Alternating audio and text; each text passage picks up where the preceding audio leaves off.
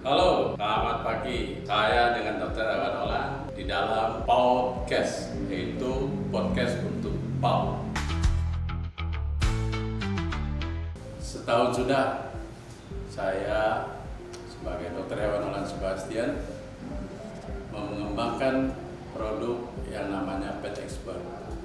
Dan pada hari ini saya akan memulai dengan berbagi pengalaman, berbagi pengetahuan tentang seputar hewan kesayangan, baik anjing maupun kucing, atas dasar pengalaman saya sudah 25 tahun.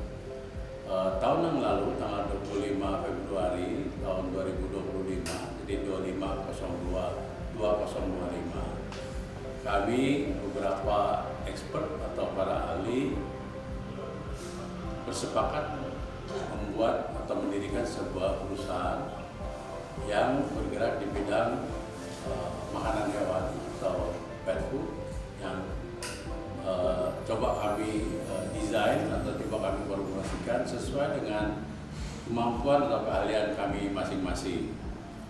Oleh karena itu, perkenalan saya hari ini kita akan memulai dengan kita bilang podcast atau podcast untuk PAUD, untuk hewan kesayangan, yang akan berbicara nanti episode per episode, lalu beberapa hal-hal yang kita akan coba sharingkan kepada sahabat-sahabat yang bergerak atau yang memiliki hewan, baik itu tentang lifestyle, tentang gaya hidup dari tahun ke tahun, bahkan dari dekade per dekade, dan juga dari mengenai perubahan-perubahan gaya hidup ini yang masuk ke dalam rangkaian gaya hidup disesuaikan dengan perubahan zaman. Kita akan lanjutkan nanti dengan beberapa informasi yang lebih baik lagi setelah yang satu ini.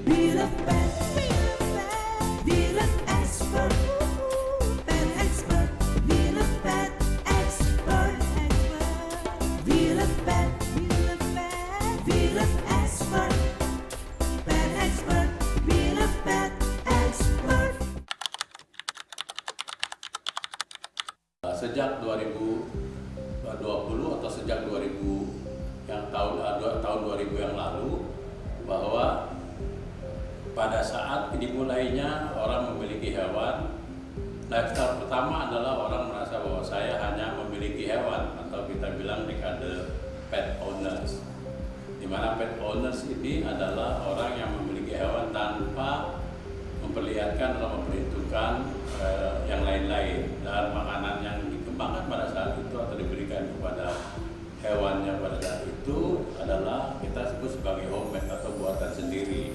Bahkan sisa-sisa makanan dari pemilik hewan itu yang lalu diberikan kepada hewannya. Nah, kelemahan daripada saat itu adalah makanan yang diberikannya itu tidak kualitatif dan juga tidak kuantitatif.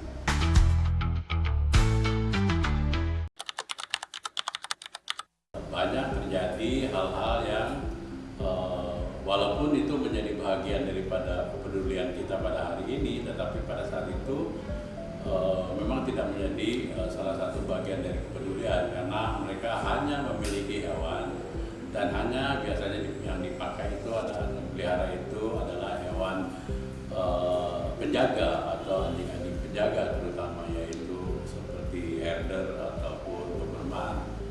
Nah, kelemahan-kelemahan yang terjadi banyak timbul karang gigi, misalnya ada karena terselipnya serpihan-serpihan daging di antara gigi. Nah, lalu kemudian berlanjut setelah 10 tahun kemudian pet owners ini berubah menjadi kita sebut sebagai pet lovers, atau kita bilang sebagai penyayang binatang. Nah, saat pada saat itu saya berkesempatan atau diberikan berkat untuk memasarkan produk-produk Royal Canin. Nah, pada saat itu ada kesempatan bahwa saatnya untuk memberikan edukasi kepada para penyayang binatang atau penyayang hewan kesayangan yang kita sebut sebagai pet lover, untuk memberikan makanan yang berkualitatif dan berkuantitatif yang berasal dari industri. Nah, apa itu? Yaitu dry food. Nah, jadi sudah mulai dikenalkan bagaimana para pet lover ini mulai memikirkan atau mempertimbangkan beralih dari pemakaian homemade lalu konversi kepada makanan industri. Apa itu makanan industri? Makanan industri itu betul-betul hasil research dan development atau hasil penelitian para ahli nutrisi yang kemudian bisa menentukan berapa kebutuhannya sebetulnya untuk hewan kesayangan. Proteinnya berapa, lalu kemudian lemaknya berapa, energinya juga berapa, sehingga ada takaran yang diberikan kepada hewan tersebut, sehingga apa yang saya sebutkan seperti tadi, mulai ada kuantitatif dan mulai ada kualitatif. Nah, berjalan sepanjang tahun, konversi dari mereka yang memberikan makan tadinya dengan homemade sekitar 70 sampai dengan 80%, dan hampir 10 sampai 15 tahun konversi itu sangat signifikan. Banyak industri yang menghasilkan industrial food ini, sehingga di pasar sudah berubah menjadi antara 65 sampai dengan 70% makanan hasil industri, yaitu dry food, dan juga yang homemade masih ada sekitar 30 sampai dengan 35%. Nah, setelah itu berjalan lagi sepanjang antara 10 sampai 15 tahun juga, di mana perubahan lifestyle pun terjadi. Saat tahun 2000-an itu middle class kita bilang di Indonesia itu hanya sekitar 5 juta orang. Jadi orang yang mampu menyisihkan pendapatannya itu hanya 5 juta orang. Nah, di samping itu pendapatan yang dia terima tiap bulan ya adalah 100%, di mana 70%-nya diberikan untuk kebutuhan bulanan atau kita sebut sebagai primary need, dan yang 30%-nya lagi itu secondary need. Nah, itu umumnya adalah generasi saya. Generasi saya ini biasanya 30% itu untuk mengutamakan prioritasnya pembelian rumah dengan cicilan. Nah, namun setelah 15 tahun kemudian atau 20 tahun kemudian, generasi yang kemudian saat ini ada, yaitu milenial, itu meningkat, atau middle class ini dari 5 juta lalu naik ke 90 juta, kemudian sekarang diperkirakan hanya 70 juta orang atau 80 juta orang. Namun dari 70 juta dan 80 juta orang ini, expenses yang dikeluarkan dari pendapatannya mereka itu terbalik seperti dibandingkan dengan generasi saya. Dulu 70%-nya untuk primary need, sekarang 30%-nya untuk primary need. 70%-nya adalah untuk secondary need. Dan 30%-nya itu kebanyakan karena mereka pergi pagi pulang petang, pendapatan pas-pasan seperti makan siang selalu di rumah, dan fasilitas GoFood itu sudah sedemikian banyak sekali.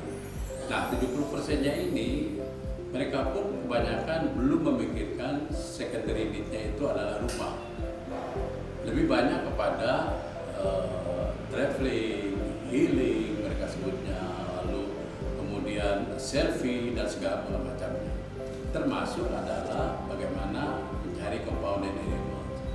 Di samping itu, dari 85% ini itu adalah kebanyakan memang penduduk kita 85% adalah Muslim.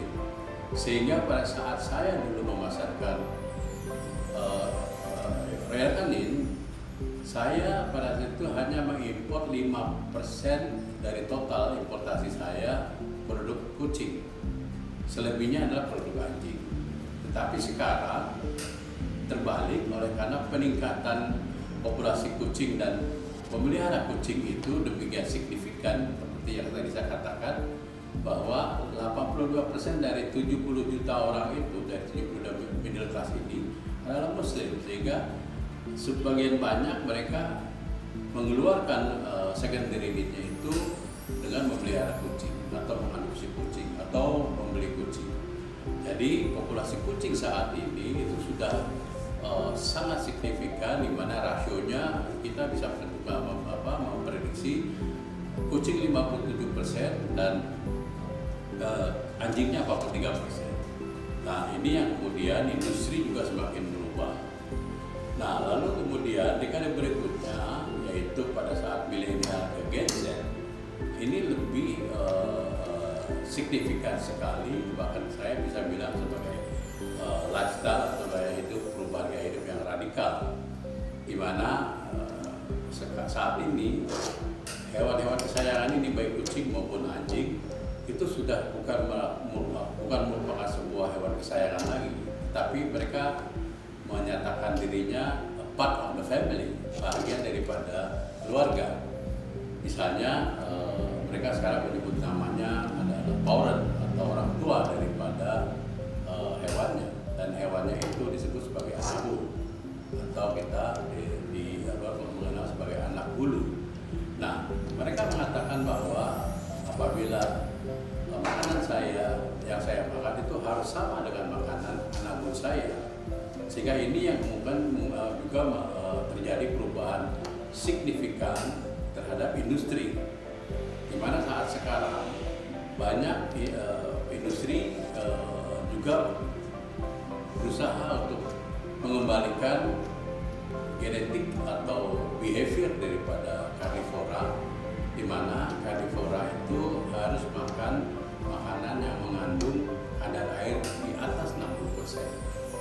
Nah, ini cuma sekarang sudah mulai bergeser. Kalau di luar negeri, bahkan mereka sudah lebih dulu melakukan hal ini. Mereka mengetahui selain dari behavior, tetapi juga adalah kesehatan daripada hewan itu. Karena kalau diberikan dry food, si hewan itu harus membasahi dry foodnya itu di dalam pencernaannya, sehingga harus menyerap air dari dalam tubuhnya.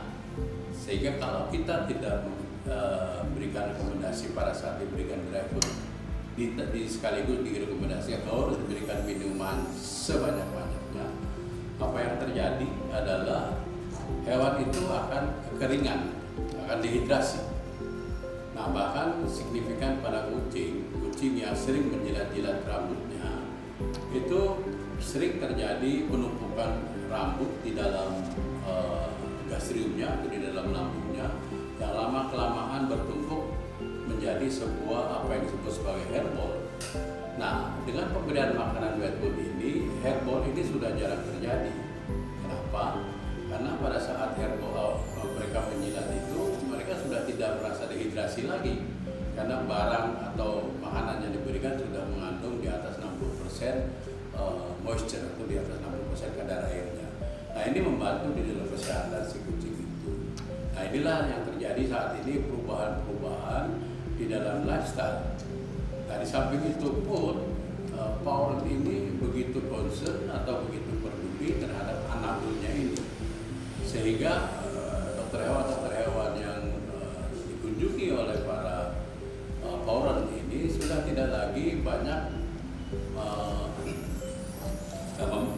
mendapatkan kasus-kasus yang kita sebut sebagai infectious disease atau penyakit-penyakit yang infeksi. Ini juga terjadi kenapa? Karena para Pauran ini dulu pada saat mereka menamakan dirinya pet lovers, biasanya tuh mereka memelihara 7-8 tahun hewannya bersama mereka. Lalu setelah itu mereka ganti dengan yang baru. Nah, sehingga tidak terjadi apa yang disebut sebagai penyakit degeneratif, karena mereka tidak bisa mengikuti medical record daripada si hewan itu. Tapi saat ini lifestyle terjadi, kemudian Power itu menyatakan bahwa anak saya harus sampai meninggal. Kita bahkan tidak boleh bilang mati, karena mereka bilang ini kan anak saya harus sampai meninggal. Nah, pada saat anak saya sampai meninggal, itu perjalanan kesehatan daripada anak itu sangat diperhatikan. Nah, para kolega dokter hewan yang ada saat ini, mereka juga di-challenge karena sudah terjadi perubahan juga di dalam diagnosanya. Dulu lebih sering kita menemukan penyakit-penyakit infeksius, tapi sekarang kita lebih kepada penyakit-penyakit degeneratif.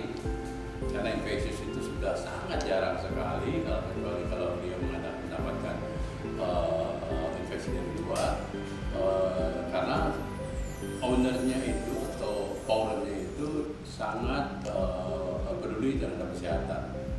Namun yang terjadi kebalikannya adalah apabila ini diteruskan dengan makanan terapi, si hewan itu atau si anabulus ini akan mengalami penyakit degeneratif. Seperti pada manusia, kalau dia semakin tua terjadi perubahan penyakit degeneratif, antara lain adalah timbul diabetes yang paling sederhana, lalu timbul lagi ginjal, lalu timbul lagi penyakit liver, timbul lagi penyakit kolesterol, dan penyakit-penyakit degeneratif lainnya. Jadi ini selain kemudian menjadi tantangan buat industri, antara lain tantangannya adalah untuk para dokter hewan praktisi, di mana mereka harus mempersiapkan diri. Diagnosanya itu tidak hanya anamnesa, tidak hanya pemeriksaan tubuh secara fisik, tetapi juga harus disupport dengan dukungan dari laboratorium dan bahkan kepada radiologi atau X-ray. Ini yang sudah terjadi. Nah, apa yang kemudian berakibat juga kepada pet food? Pet food juga demikian. Pet food itu sekarang banyak yang kemudian beralih kepada yang kita sebut sebagai wet food, di mana kadar airnya itu di atas 60 bahkan 70-76 untuk membantu para anabulus ini sesuai dengan kebutuhan behaviornya, dan juga adalah bagaimana bisa membantu pengobatan yang kita bilang supportive terapi, karena degenerative disease itu sudah tidak bisa hanya dengan kausal terapi atau hanya dengan pengobatan kausal, tetapi harus diikuti dengan supportive terapi, seperti layaknya orang-orang yang sudah lanjut usia. Mereka selain ke dokter, lalu setelah itu diberikan diet, misalnya tidak boleh makan terlalu banyak nasi, kalau mereka yang diabetes tidak boleh makan terlalu banyak protein, kalau mereka yang mempunyai gangguan ginjal dan sebagainya. Jadi ini pun terjadi pada Poren dan anabulus yang sekarang ini eranya adalah era perubahan lifestyle.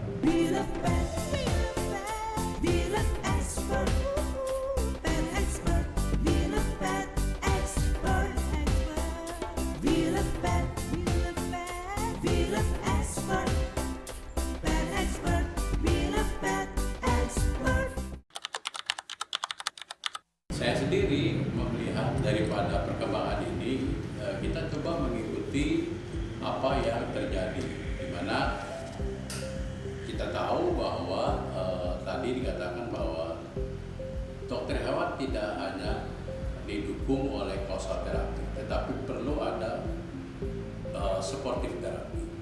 Nah, kita oleh karena keahlian kita di pet food, di makanan hewan kesayangan, kita mendesain atau memformulasikan beberapa produk-produk yang akan mendukung atau mensupport terapi daripada hasil diagnosa para kolega-kolega di dokter hewan ini.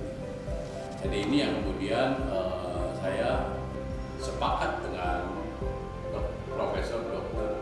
Dewi Astuti, di mana beliau adalah ahli nutrisi hewan kesayangan satu-satunya di Indonesia, guru besar di IPB. Nah, di sebelahnya adalah Profesor Aryani yang juga adalah guru besar di bidang fisiologis.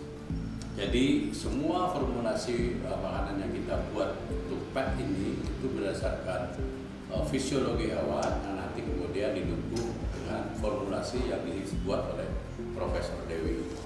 Kita akan mengikuti terus perjalanan perkembangan daripada kebutuhan sportif terapi ini, di mana apapun yang terjadi dengan anabul kita coba pantau. Misalnya saat ini kita sudah mempunyai 2 produk, satu general produk seperti yang atas itu, di mana general produk itu adalah untuk hewan-hewan yang sehat, baik kucing maupun anjing, untuk kitten, adult, dan senior. Juga pada anjing, yaitu puppy, adult, dan senior.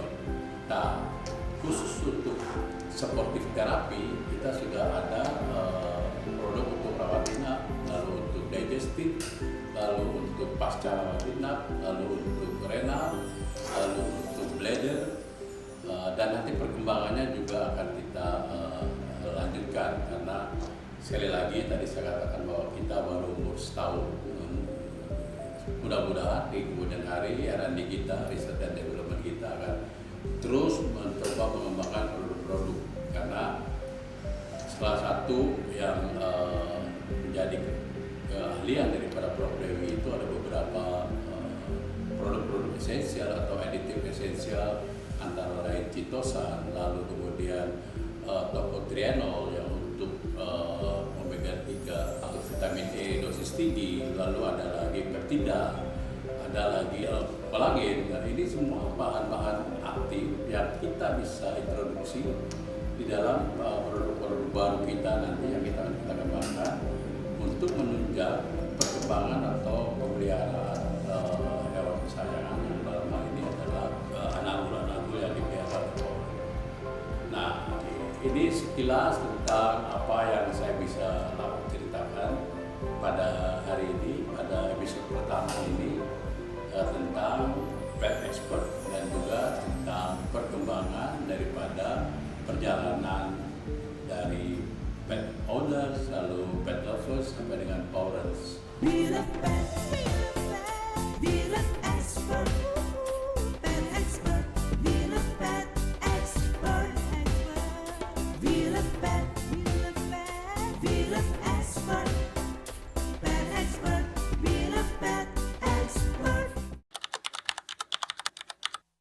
Kedepan kita juga masih mengantisipasi bagaimana artificial intelligence itu juga bisa masuk atau menginterfere atau masuk ke dalam industri pet ini.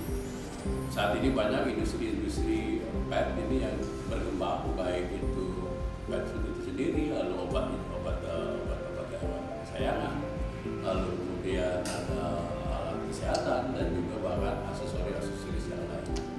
Nah, umumnya perubahan-perubahan lifestyle ini juga mempengaruhi perubahan-perubahan industri yang ada. Kita tahu bahwa di dalam industri pet ini ada 3 pilar yang ada di dalam pet industri ini. Kalau kita sebutkan sebagai B2B-nya, yaitu segmen dari klinik, lalu segmen dari catering dan breeder, dan juga pilar dari pet shop. Nah, saat ini sudah juga banyak terjadi perubahan di mana pet shop menambah bisnis lainnya dengan klinik, sehingga dua pilar ini menjadi satu. Klinik punya pet shop punya klinik, di mana di situnya ada kesatuan yang pada akhirnya mereka menyebut sebagai one stop solution. Nah, lalu ada satu pilar lagi yang masih berdiri, yaitu catering dan breeder. Nah, 3 pilar ini yang kemudian akan eksis di industri ini akan kita gandeng bersama untuk kolaborasi dengan para owner maupun para orang tua daripada anabul itu. Itu saja yang pada saat ini mungkin bisa saya sampaikan. Kita akan kemudian bertemu lagi di episode berikutnya nanti. Saya sudah coba mendesain episode berikutnya dengan para ahli saya, yaitu para guru besar yang menjadi tim di dalam pengembangan produk ini. Nah, setelah itu nanti kita juga akan coba berbicara atau mendatangkan beberapa testimoni ataupun para klien ataupun para dokter maupun pet shop maupun ownernya sendiri untuk kita coba berbagi pengalaman dengan memakai produk kita, lalu pengalaman mereka dengan hewannya mereka, lalu apa kira-kira yang bisa kita kembangkan atau kita bisa perbesar di industri ini. Itu saja yang bisa saya sampaikan hari ini dan sampai ketemu pada episode berikutnya. Selamat pagi. Lebih dari 2 dekade, kami berjuang dan berkarya dalam industri makanan hewan kesayangan, pet food di Indonesia. Bukan sekadar bisnis, tapi panggilan jiwa. Dengan latar belakang sebagai dokter hewan, kami benar-benar memahami kebutuhan para pemilik hewan. Yang dulu disebut pet lover, kini dikenal sebagai poren, orang tua dari para anabul, anak berbulu yang dirawat sepenuh hati. Perubahan gaya hidup membuat hubungan manusia dan hewan peliharaannya semakin dalam. Dulu, hewan mungkin hanya dipelihara 7-8 tahun, tapi kini mereka adalah bagian dari keluarga, dirawat hingga akhir hayat. Dari sini, pola penyakit pun bergeser. Dulu, banyak penyakit infeksi. Kini lebih banyak penyakit degeneratif yang memerlukan perhatian jangka panjang, termasuk lewat nutrisi yang tepat. Industri pet food juga berkembang mengikuti perubahan ini. Di awal tahun 2000-an, 85% masih menggunakan makanan rumahan. Kini, 65% sudah beralih ke dry food industry berkat kepercayaan para poren yang mulai sadar pentingnya kualitas nutrisi melalui kerja keras, teknologi, dan kolaborasi dengan para guru besar ahli nutrisi hewan serta para dokter hewan praktisi berpengalaman. Kami membangun sebuah standar baru dalam pet food lokal. Dengan pabrik berkualitas dan proses yang terkontrol, kami mempersembahkan brand Pet Expert. Produk Pet Expert tersedia untuk kucing, kitten, adult, dan senior. Untuk anjing, puppy, adult, dan senior. Untuk Vet Care Cat dan Vet Care Dog tersedia intensive, post-intensive, bladder health, digestive care, dan sensitive skin. Berikut ini testimoni dari Mr. Bagja, owner klinik dan pet shop network. Oke sih kalau saya lihat dari tekstur ya. Dan simak testimoni dari Iman Yar, brand ambassador dari produk Pet Expert. Makan anabul kesayanganku, makannya banyak. Ini favorit dia, Pet Expert. Banyak vitaminnya. Inilah saatnya anak bangsa memimpin di negeri sendiri. Tidak hanya mencintai hewan, tapi juga mendukung produk lokal yang unggul, sehat, dan terpercaya. We love pet. We love expert. We love Pet Expert. Bangga brand Indonesia. Bangga produk anak bangsa.